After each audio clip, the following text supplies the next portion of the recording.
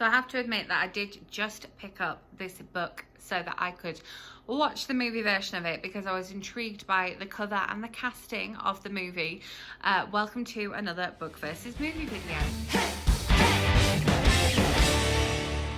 Welcome back, or if you are new here, welcome. My name is Katrina and I make bookish content here on this channel at least twice a week, and then movie reviews or book to movie content here, just like this one, at the weekend. All of my social links are in the description box below, including my blog and my Goodreads, so you can keep up with my reading in between videos.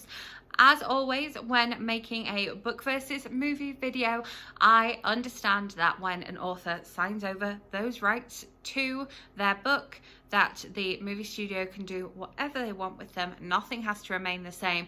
I am not saying that a book and a movie should be exactly the same, but I enjoy looking at the similarities and differences and bringing them to you here, spoiler free. So today we are going to be looking at I'm Thinking of Ending Things, which is a literary fiction novel by Iain Reid and was adapted into a movie for Netflix. And that movie I thought was very well cast. I was attracted to the cast rather than the storyline.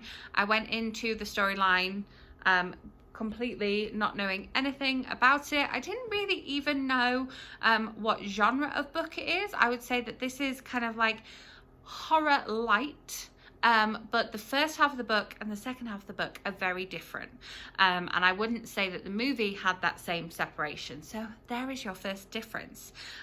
So there is a character who makes an appearance only in the second half of the book, but who we get glimpses of throughout the movie. We get glimpses of this character at the beginning of the movie, and then we have kind of like little glimpses of them throughout, interspersed between the different scenes in the movie.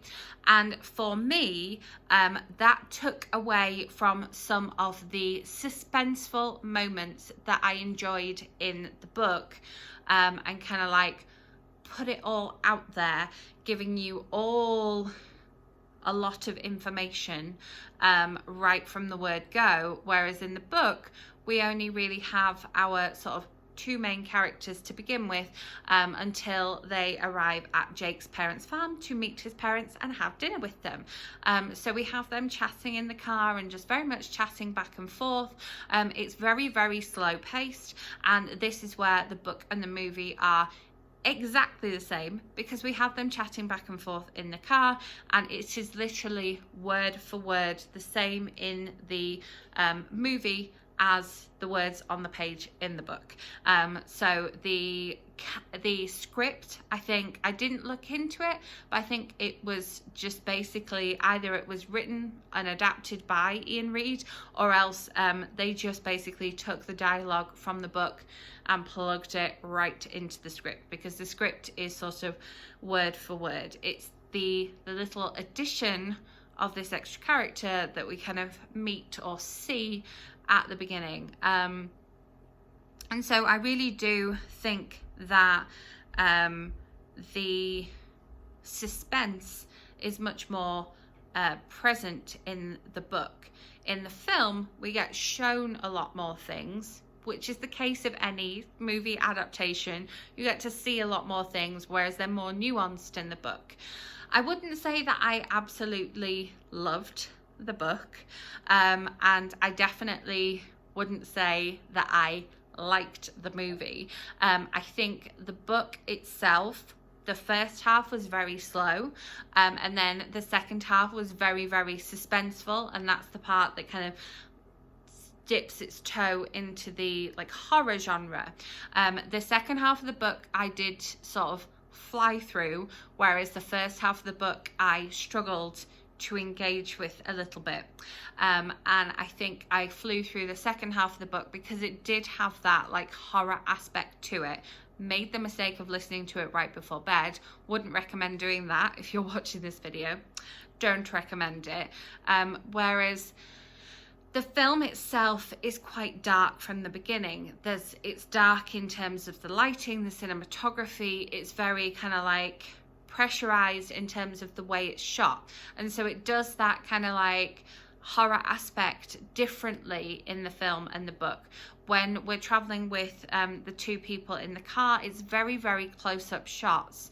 And then when they're having dinner around the dinner table, again, you very much like you are sitting on someone's shoulder, and it's very kind of like quiet moments versus moments of dialogue. There isn't a lot of background noise, there isn't a lot of music going on, and then the setting as well is described as being very cold in the book, but the setting in the film we see as being very cold because we see snow and we see the need for extra layers, and we sort of like see the shivering and the hunched overness and the sort of huddling together for warmth. And so it's interesting how they portrayed these things in what is quite a short and yet slow-paced book, in a longer slow-paced but less dialogue movie. It's really interesting how they took that.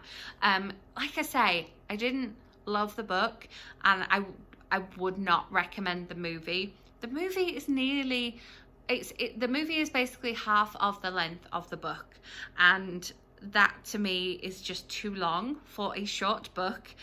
They made the movie too long. If it's a short book, it can be a short movie too. And I think that's one of the reasons that I struggled with the movie a lot. I liked the casting, I liked the cinematography, but I didn't like all the choices that they made with putting in some extra things, which doesn't really allow us as an audience to make our own choices about events that occur. Very hard to talk about this without giving any spoilers, and I have not given you any spoilers. But yeah, I wouldn't recommend the movie. The book, if you're going into the book, it is very slow to begin with, but stick with it. It does pick up and it becomes interesting. It's kind of a solid like middle of the road, because I didn't like the first half, but I did like the second half. It kind of ends up being like a 3-star read for me. But definitely book versus movie, I preferred the book in this case. Don't recommend the movie. If you do pick up the book, it is short, but it feels longer. Stick with the first half. The second half gets a lot better. So there's my summary of I'm Thinking of Ending Things, based on the book by Iain Reid, Netflix original movie.